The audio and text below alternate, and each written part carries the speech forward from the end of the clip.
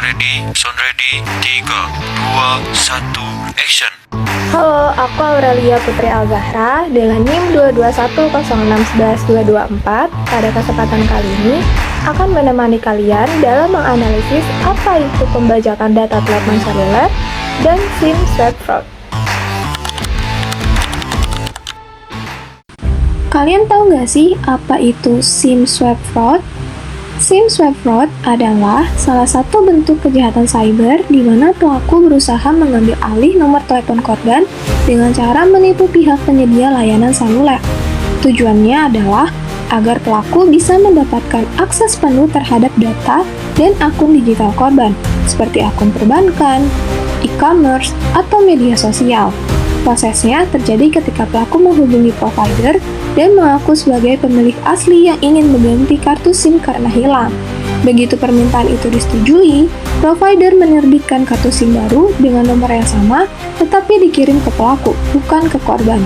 Dengan kartu itu, pelaku bisa menerima semua pesan OTP, panggilan, dan notifikasi penting milik korban. Akibatnya, mereka dapat masuk ke akun pribadi korban dan melakukan transaksi ilegal tanpa sepengetahuan pemilik sebenarnya. Dalam dunia digital saat ini, hampir semua layanan keuangan, baik bank digital, dompet elektronik, maupun aplikasi fintech menggunakan sistem autentikasi berbasis nomor telepon, khususnya melalui SMS OTP atau one-time password. Teknologi ini dirancang untuk meningkatkan keamanan. Setiap kali pengguna ingin masuk ke akun atau melakukan transaksi, sistem akan mengirimkan kode OTP yang hanya berlaku satu kali dalam waktu singkat ke nomor telepon terdaftar. Dengan begitu, hanya orang yang memiliki akses ke nomor tersebut yang dianggap sebagai pemilik sah akun. Namun, sistem ini ternyata tidak sepenuhnya aman. Mengapa? Karena keamanan OTP bergantung pada integritas nomor telepon, bukan pada identitas pengguna secara langsung. Inilah celah yang kemudian dimanfaatkan dalam kasus SIM swap fraud.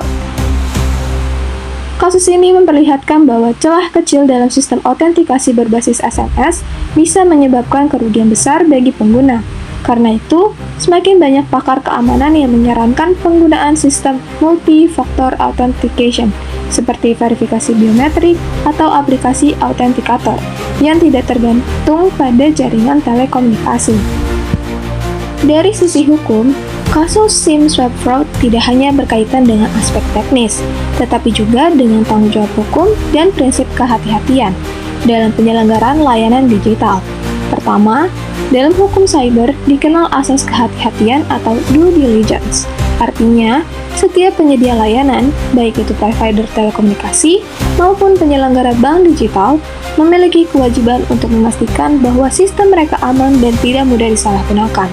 Misalnya, provider harus melakukan verifikasi berlapis sebelum menerbitkan kartu SIM baru, seperti dengan validasi biometrik, tanda tangan digital, atau verifikasi data kependudukan.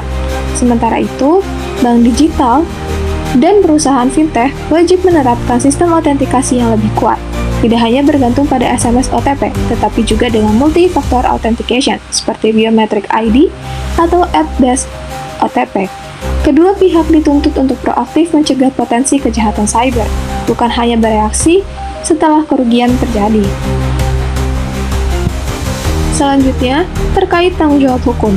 Undang-Undang Informasi dan Transaksi Elektronik atau UU ITE dalam pasal 26-nya menegaskan bahwa data pribadi adalah hak setiap individu dan penyelenggara sistem elektronik wajib menjaga kerahasiaan serta keamanannya. Jika terjadi kebocoran data atau penyalahgunaan akibat kelalaian sistem, maka penyelenggara jasa dapat dimintai pertanggungjawaban hukum berdasarkan UU ITE dan UU Perlindungan Konsumen.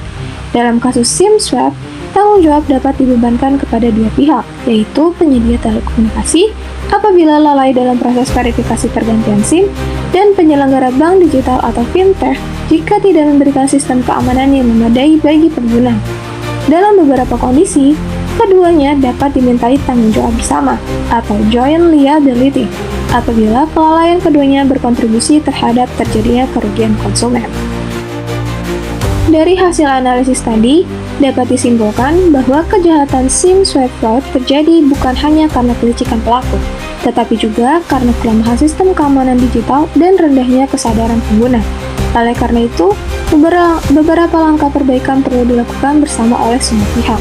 Bagi pengguna layanan digital, penting untuk selalu menjaga kerahasiaan data pribadi, tidak mudah memberikan nomor induk kependudukan, OTP, atau foto kartu identitas kepada pihak yang tidak dikenal. Jika ada aktivitas mencurigakan, segera laporkan dan blokir nomor telepon ke provider. Bagi penyedia layanan telekomunikasi, sistem verifikasi harus diperketat dengan menerapkan autentikasi biometrik dan validasi langsung melalui data kependudukan sebelum menerbitkan kartu SIM pengganti.